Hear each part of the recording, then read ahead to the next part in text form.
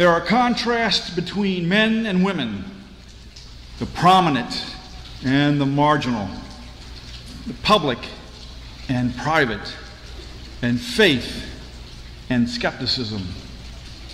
Sounds like the makings of a good novel, but this is the stuff of today's gospel. Last week, if you remember, we stood in absolute awe of Jesus, who wielded power of the Creator as he calmed the stormy seas.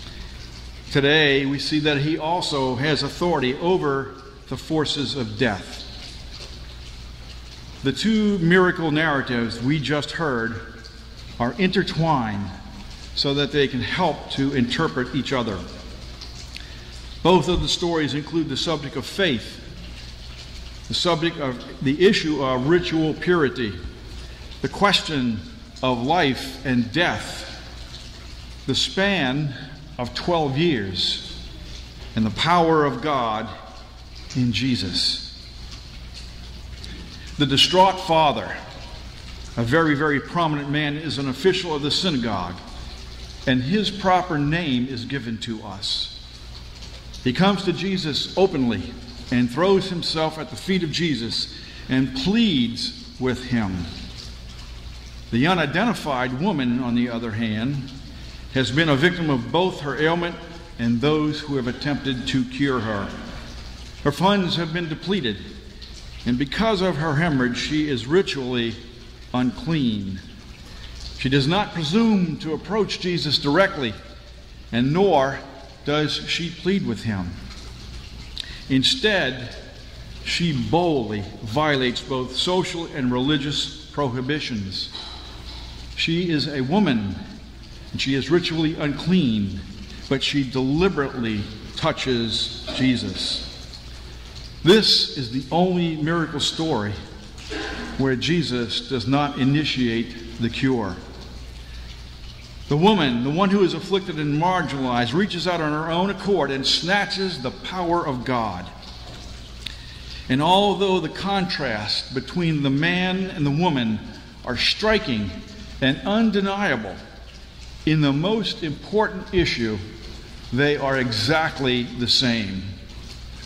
Both of them act out of faith. Each believes that Jesus has the power to heal, and Jesus grants their wish. When we look at the woman in the one story and the girl in the other story, we see several factors that link them.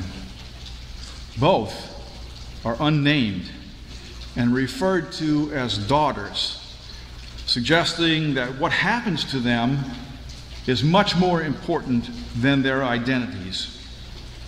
Both are ritually unclean, one rendered so because of her ailment, the other because of death. 12 years is the duration of the woman's ailment, and it is the span of the girl's entire lifetime. The faith of the woman and the man are in contrast to the skepticism of those gathered around the house of Jairus. They ridicule Jesus, ridicule him for suggesting that he can bring the girl back to life. But Jesus disregards the same purity regulations that afflicted the woman, and he does not accept the finality of the girl's death, and he touches her lifeless body. In both cases, the touch that would have rendered another unclean is actually the means through which Jesus transfers the power of God. At the heart of each of these stories is the question of faith in Jesus and his power over sickness and death. Jesus stands before us today not only as one who inspires awe, but also as a model of generosity after whom we can pattern our lives. This man, Jesus, is able to reach deep into the world beyond life and to rescue a young girl from the jaws of death. This is the same man who earlier, while being jostled about by crowds in public, felt healing power leave him in order to restore an afflicted woman. Like the disciples in the boat, how often have we wondered and repeated the words, "Who is this man? Who is this man Jesus? Is this someone with whom we want to become involved?" But the question is really this: can we afford not to get involved with Jesus? This is a man who can lead us to life even in the midst of death. He is someone who is interested in the well-being of everyone, even those, and especially those, who may not be highly valued by society. Women and children, the chronically ill, those who carry the seeds of death within them. But Jesus opposes death because he is committed to life. He willingly enters into battle with it and emerges victorious, celebrating his victory by restoring others. Today we stand in awe at his defeat of death and his generosity towards us and for us. His graciousness, God's graciousness towards us, should prompt us to be generous towards others. What we receive as life-enhancing gifts, we must share with those in need, those in the throes of death-dealing poverty or illness, those to whom life has not been very kind. As we have been favored by the healing touch of God, so we must extend that same loving touch to others.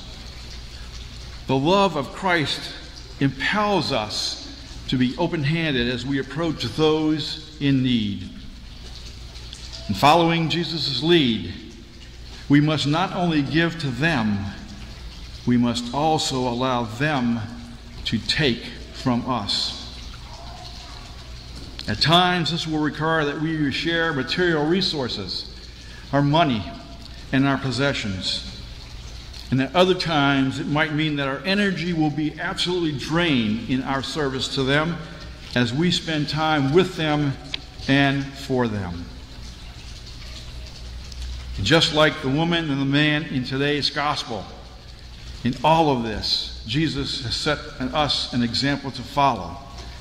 And as we act as the man and the woman, and we act out of faith, Jesus is there for us. And this is certainly the good news.